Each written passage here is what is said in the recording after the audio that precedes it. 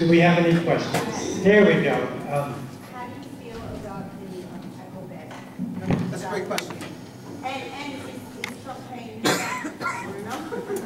Yeah, I don't have access to the bookkeeping, so I don't know exactly. Okay, that's my understanding of that. Does he have an abatement? Because No, they're required to pay, Trump is required to pay full taxes right now. Yeah. Echo Bay. Could you repeat the question? She asked me what was going on with the Echo Bay project. Okay, because we weren't all... Yeah. The Echo Bay project is a project that hits home for you guys because it's literally right across the street.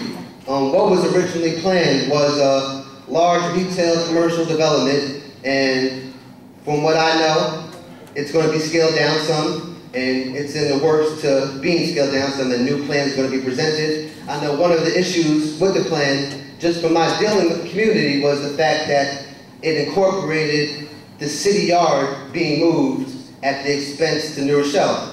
One thing about me is I'm a Democrat, but I'm going to go with my heart, and I don't believe that that would be in the best interest of the city to move that at our expense. So, the project is still not finalized. I think that we need to make sure that it's done on a level that can accommodate the economic times of today. And if not, if we're overreaching or if we're going too much, then I wouldn't be for that. So we need to work within our means, and if that means holding off for a couple of years, then I would suggest that as well. I know one of the issues that affects the Echo Bay project is the armory, and I'm not an Army veteran, I'm not a military veteran, but I do understand the historical significance of that building, and I do believe that we can have some good out of that building. What my platform, what my campaign is predicated on is youth services and city services. So if we could somehow use that building to have a cultural center or a youth center with computers, I know in District 3 there's a need for that. So I'm open to all suggestions, I'm open to everything at this point, and I just, before I make a final commitment on that, I would like to see what the new plan entails. Thank you, John.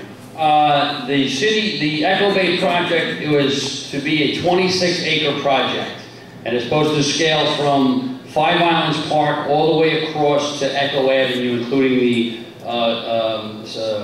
Con Ed property and around the corner there. So what the intent of the city was is to give for free the 7-acre piece of parcel for the city yard, put the burden of us, the homeowner, to pay for the move, which is going to be a $30 million cost at a 7.5% property tax for 25 years, on top of any other property tax increase we're going to have. And we're going to move it to a 3.5-acre parcel, which we used to call Thermotool when I was growing up, underneath 95 over by Olmsted Tree Company on Beechwood Avenue. Okay, it's a 3.5-acre. You can't fit 2 Toyotas down Beechwood Avenue on a snowy day, let alone 2 garbage trucks or 2 street sweepers or 2 plows. I believe that they also wanted to give the armory was a stipulation, and I don't know if any of you heard, but Mr. Mayor Noam Bramson tried to do a home rule that he sent up to Albany through George Latimer to take over the possession of the armory to do with what he wishes. So he was going to gift that also to Forest City Radnor, and then the rest of the development was going to be done either by purchasing somehow, if they could make a deal, or eminent domain. So Nelstead, who's been here for 100 years, the Landscape Depot, who's been here for many years, we're all going to be under eminent domain, and their properties be taken away from them and their family businesses be ended abruptly. Now I think they're scaling it down to only the property that they don't have to pay for, which is the city yard and possibly the armory. So I think we're waiting for a plan to come back from Forest City. We have not seen anything yet. They keep saying that they're going to come back to the table with the plan,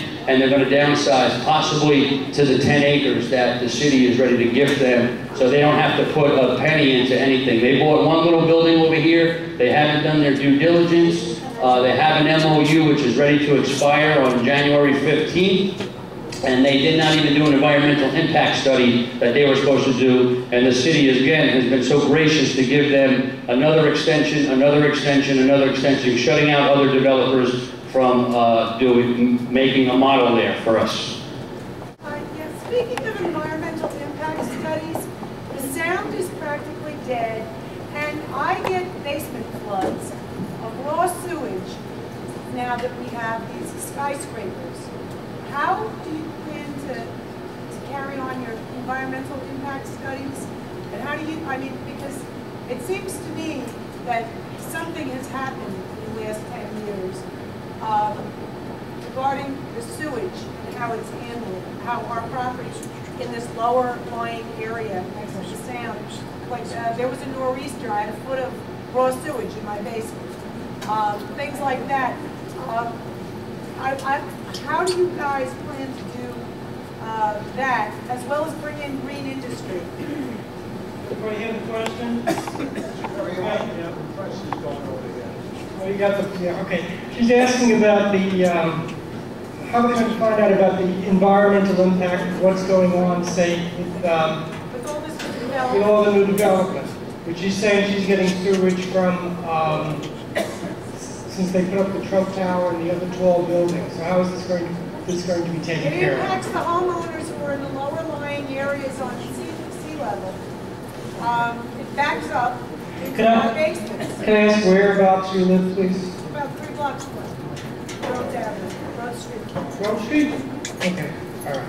So they're wondering about what about all the sewage that we have here? What's going to be done about it? I'll try my best. I don't have a blueprint in front of me. Jared and I just jumped into this about 6-7 weeks ago, so we might not have every answer tonight, and we hope that to get that information to you. But I'll tell you that I live on Brookside Place next to Iona College, and I get water constantly coming out of the sewer, flooding my street. And since my basement is below the sewer line, I have raw sewage coming into my basement as well.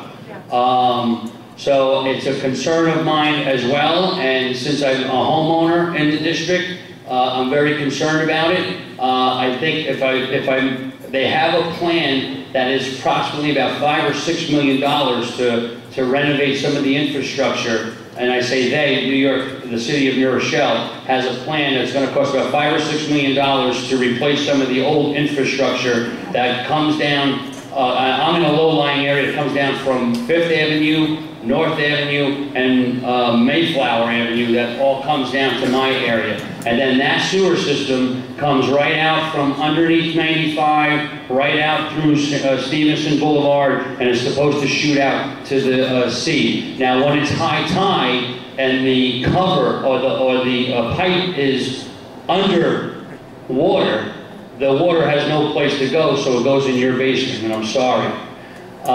When it's low tide, the water is able to flow out into the sound.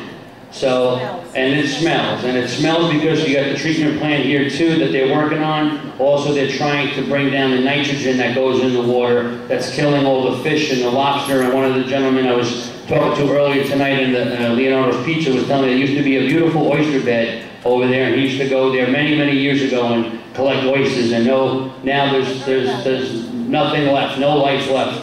And we're going to do our best. We're try to get grant money for you. What about the developers? Why won't they kick in any money to help with the infrastructure? Please don't piggyback the question, okay? Let them answer it. I'm sorry. It was just a question if that had been discussed, or if you heard it discussed. Well, I don't have that answer. I think that they do take that into consideration now in new development in reference. But just imagine if they put the 2,500 people that are supposed to live over here on Echo Bay, and you got to let City Hall know how you feel, because a lot more toilets going to be flushing in your basement. Thank you. Thank you. I'll add a couple words to that. From what I understand, I really am sorry for the sewage that's occurring in your property, but that is a county issue, so that's county jurisdiction, and I would implore you to reach out. I don't know who your county legislator is, but they're under tough times as well. So as a city, we are somewhat limited in that, but the county would be the way to go. Now, with regards to your second question as to green jobs, I think that with the mayor's sustainability plan, I haven't had a chance to read it yet, but he's very excited about it.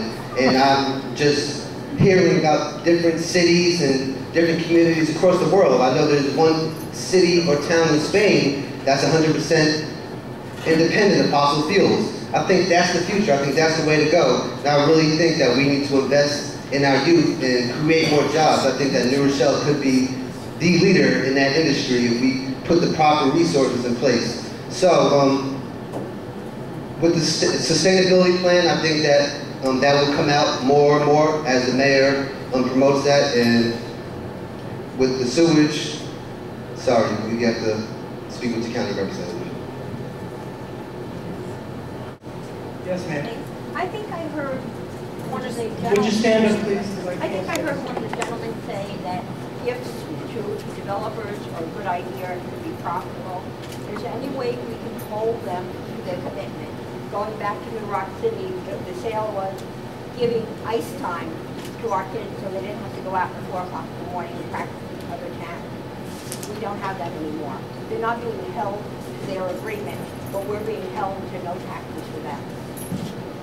Okay, the question is, is there any way to hold the developers to the gifts that hold the cap? Well, it says the developers give us gifts in the sense like New York City, Tax relief.